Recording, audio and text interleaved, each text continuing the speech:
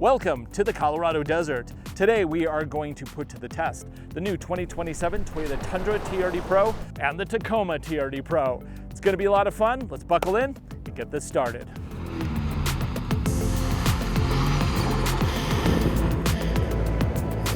So you might be asking, what is new with both the Tundra and the Sequoia? Well, first off, they both get a new nose. They both have front recovery hooks for a first time, which is pretty amazing.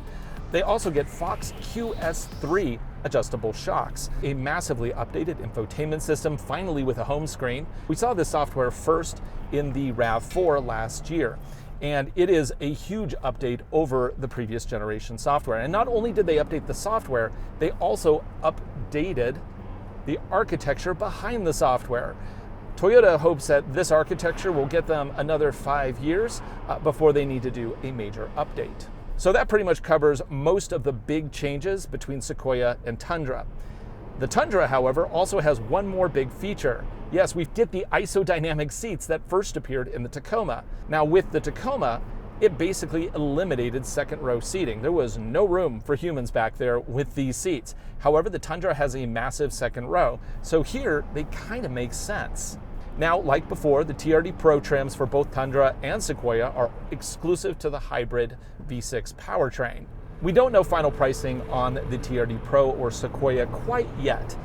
That information will come later this year, but you can expect that it's probably going to be very similar to the outgoing models. But before we get into the details, let's give a shout out to our sponsor of this video, Lasfit, and the T3 series of LED upgrade kits. You see the light right there? Not only is it amber, it's also an incandescent bulb. Who puts incandescent bulbs on expensive trucks in 2025? Apparently Toyota. Well, we can fix that thanks to our sponsor, Lasfit, and their T3 series LED turn signal upgrade kit. While the Tacoma Trailhunter Limited and TRD Pro trims all come with LED turn signals, all other trims come with old-style incandescent bulbs. With the Lasfit T3 series LED upgrade kit, you not only get an easy upgrade for brighter visibility and improved durability, you also get them with switchback technology. That means they glow white when in parking light mode, but flash amber when indicating a turn. And best of all, it's an easy plug-and-play installation. The built-in CANBUS decoder eliminates error codes, making it not only easy to install, it's also trouble-free to own.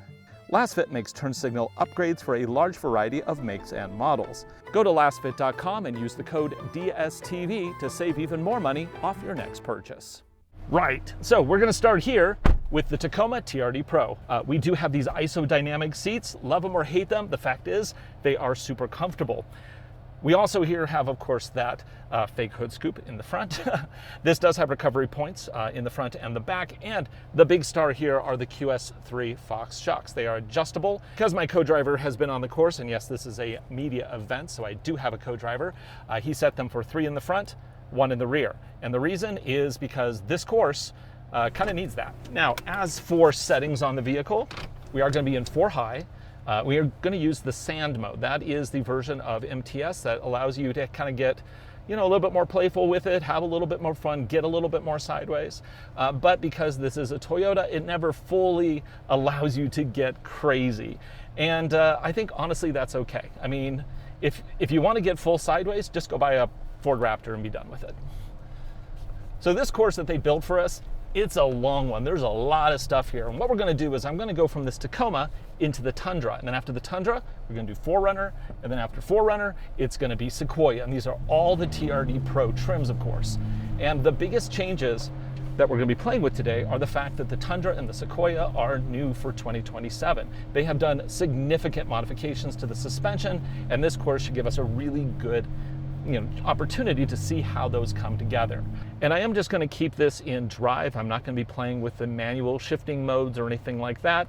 Obviously, stabby bar, I'm just going to leave that connected because it would reconnect because we're going to go faster anyway. And no rear locker here because, again, no reason to. Oh, and also it's a Toyota. Can't put the rear locker on in 4 high anyway. Tacoma's on course. And here we go. Now we have some very specific speeds we have to hit throughout the course. And of course, this is my first time on this course, I want to point out. So I don't really know a lot of what I'm doing right this second. but it's going to give me just a taste of what we got going on here. So the surface is obviously dirt, and it's going to change throughout the day. I understand that. Again, that's why like times on these really wouldn't make a lot of sense, because you're not dealing with, ooh, I got bogged, it's on me. Because you're not really dealing with the same course throughout the entire day.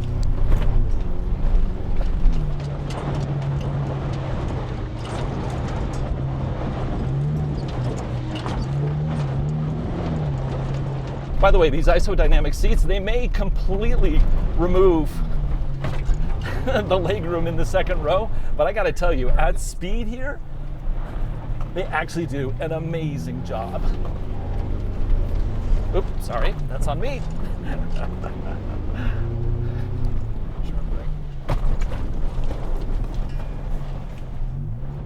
I am full throttle right there, so you can see that's where sand mode still kind of cuts back on throttle for you. Okay. Great. Going through the fence.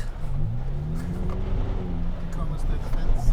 And we got this really cool climb right here. Now we need to maintain 25 minimum. Otherwise, we're gonna fall off. I think we'll be fine. Oops, and I got up to 22. There we go, no problem.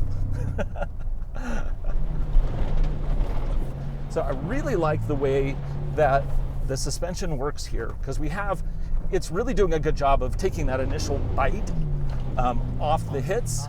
I'm gonna pause right here, because we have a big steep drop. Got the poles here, and this is actually where the camera system is really helpful, because you can't see over the crest. Cameras show you everything. Then we go down, and this is where our back end's gonna squidgy a little bit. This is probably gonna get deeper as the day goes on. Cool.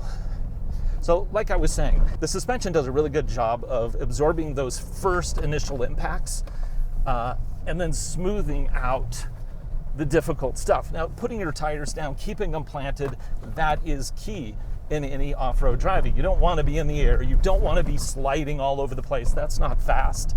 And this does a really good job of keeping your wheels on the ground.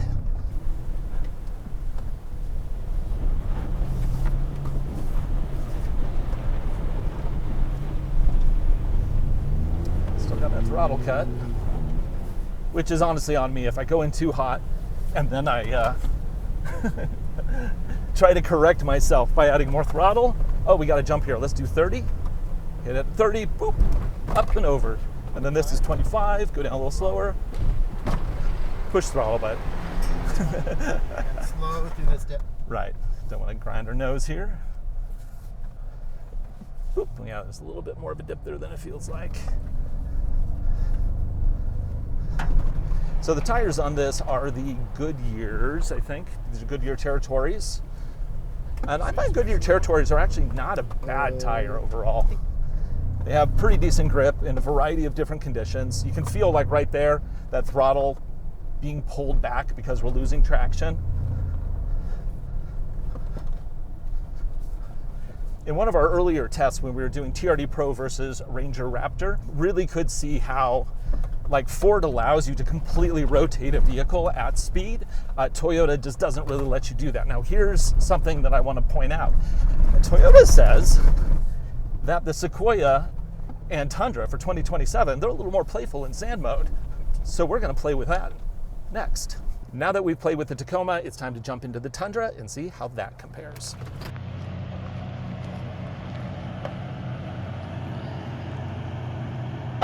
So what is new here? Well, there's a lot. Specifically the suspension. This is running the new Fox QS3 setup, and even though it sounds very similar to what's in the Tacoma, it's actually a little bit different. You could say it's a next generation system. This is the new shock for the Tundra and Sequoia. You will note that the reservoir is actually attached. There's not an external reservoir off to the side.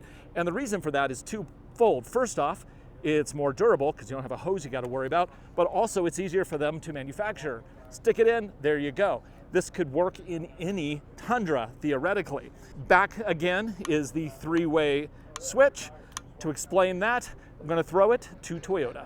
So my team's involved with the development on the shocks for the TRD Pro. So for this 27 model year, We've made some changes from the outgoing full-size TRD Pro. So for this model, we've added front piggyback reservoir to the Fox internal bypass shocks. We've also incorporated the QS3 technology that was introduced on the compacts, but this is a second generation, so it's an iteration on that technology and an evolution. If you're familiar with the Tacoma and 4Runner, the change that the QS3 adjustment made was to increase the compression basically linearly across the speed range of suspension travel. This is a little different. At the high speed range, we still have that same stepwise increase, but we can get in this new generation a much wider adjustment range in the lower suspension travel speed range. And that really helps us differentiate the ride and especially the handling feel. So it lets us bring back a little bit more of the comfort that we heard from customers that they wanted to see a little more of back in the TRD Pro on this new platform. One of the reasons that we stuck with a mechanical adjustment here, in the interest of getting adjustability available to the customer really more quickly in a more approachable way. For this model year, we did decide that the mechanical adjustment was best, but we still wanted to iterate on that and make that technology, one step higher. So getting closer to what the electronic systems can accomplish, but still with a mechanical system. When the Tundra first came out, I asked, hey, Toyota, where's the recovery points? Well, for 2027 on the TRD Pro, we finally get them. And these are not just regular recovery points, they're the safest recovery points ever. Let me explain. So, first off, you of course have this big beefy piece of metal which you can hook to, pull your buddy out of a ditch. Very nice. However, in the event of an impact and the pressure comes this way, we have these little U's here to disconnect it off the frame. That is a safer option than having something hard mounted to the frame. So, yes, they finally added it, just took a little extra engineering. So that sounds all pretty nice, right? Well, I just drove the Tacoma. We're now gonna take the Tundra on the exact same course and see how this all comes together. Now, like before, we're gonna be in 4 high. We're gonna use the MTS sand mode. And Toyota said the sand mode lets you be a little bit more playful here. So I am gonna push the corners just a little bit to kind of see what this traction system's doing in addition to how this new suspension feels. Plus, you might have noticed, isodynamic seats in a Tundra. That's right, they will be an option, which honestly is what they should have done with the Tacoma TRD Pro, because in there, you get no second row basically once you put those seats in. Here, we have so much room. I got my kid in the back here. Like, there's Corbin. See? Practical application. So I would say these actually feel a little bit, they actually feel a little bit bigger. I don't know if they're the same SKU. I'm guessing they're not, but they feel really good. Now, isodynamic seats are basically like the seats that you would see in a Baja race car. They kind of float with the vehicle, so you have suspension not just on the vehicle, you also have it on yourself. Let's see how this works out. Oh, the sound, I like that sound, like whoosh.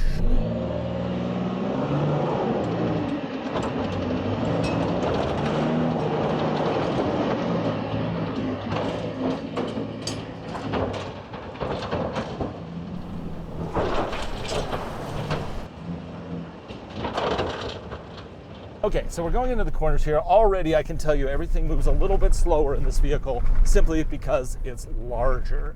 And you feel that on a course like this. Now I do have a co-driver with me and he set up the suspension, stabbing the throttle. Ooh, actually, I do believe sand might be more playful. What suspension settings do we have on this one? We have the front set at 3, which is the highest compression, and the rear set at 2, so right in the middle of the 2 options. 3 in the front, 2 in the back. Interesting. This does not feel like I was expecting it to feel. Here's something that's important. This suspension is next generation compared to what is in the Tacoma. So it has a wider performance envelope. Also, the settings are going to basically push those boundaries even more. A little softer, a little firmer. It's basically going to give you a lot more play in the way that you set it up. And I think with a vehicle this big, that's probably a good thing. Okay, now we're going to go up onto that banked turn. We're supposed to maintain 25 through here, at least. Just keep it going, up and over, crank it over. Come on, come on, come on. It was such a big vehicle, I was a little concerned. Turning radius, not great. Oh, it went pretty low there. Okay, now we're gonna go up to the top here and we're gonna basically slow down, super slow, because it's kind of a blind crest. Well, it's literally a blind crest. Where's the pole? There's the pole. So now we're just gonna feel the threshold braking as we come around the corner here. It's gonna squidgy the back out. Oh yeah, that is getting deep sand. And there we go. For a vehicle this size, this is actually surprisingly comfortable. Now, is it a Raptor? Well, no, but that's not really the same buyer as a Raptor, I would say. I mean, you don't see me wearing pit viper glasses. Or is that a Ram TRX owner? Post a comment below.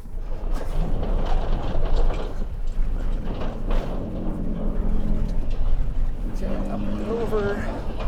Nice. So the vehicle I am driving right now is an early prototype. So there's a lot more squeaking and kind of weird noises on the inside of the cabin because this was made by Keebler elves in the dark forests of Japan. So it's not, you know, if you hear squeaking, just be aware this is not a production vehicle at this point.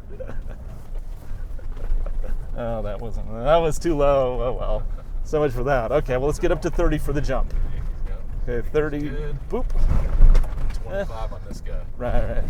Down to 27. Crawly through here. We don't want to scuff our nose.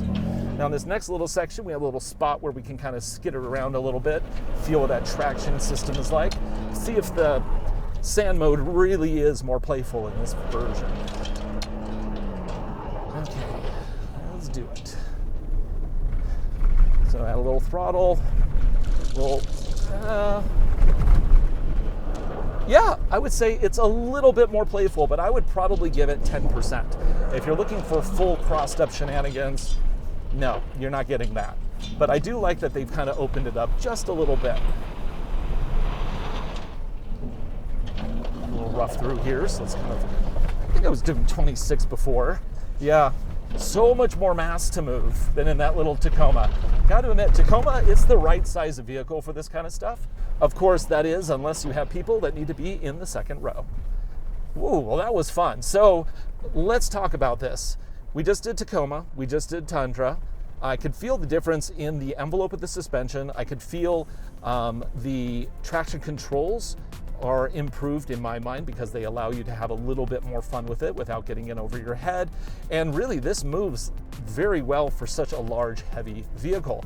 Of course, part of that is the power, but the other key component is the suspension. The 2027 Tundra TRD Pro is a big step forward for Toyota's full-size sport truck. And it's not just about the suspension and the MTS. There are also a number of improvements that we didn't really get into in this first drive, like upgraded cameras, the ability to set tire pressures, and a bunch of other little things that can make a big difference in day-to-day enjoyment. Personally, I still prefer the Tacoma for its size, and I'm hoping that Toyota will roll out these same improvements to its mid-size offering sooner rather than later. So far, we have no idea if they'll appear in the 2027 update for the Tacoma, or if we're going to have to wait a little bit longer. Of course, we will have a full in-depth review of this new 2027 Toyota Tundra later this year. So go ahead and hit that subscribe button. Also, leave a comment. What do you think of this new Tundra TRD Pro? Is it enough to knock out the Ford F-150 Raptor, or did Toyota not go quite far enough? Thanks again for watching, and we'll see you again right here on the next video.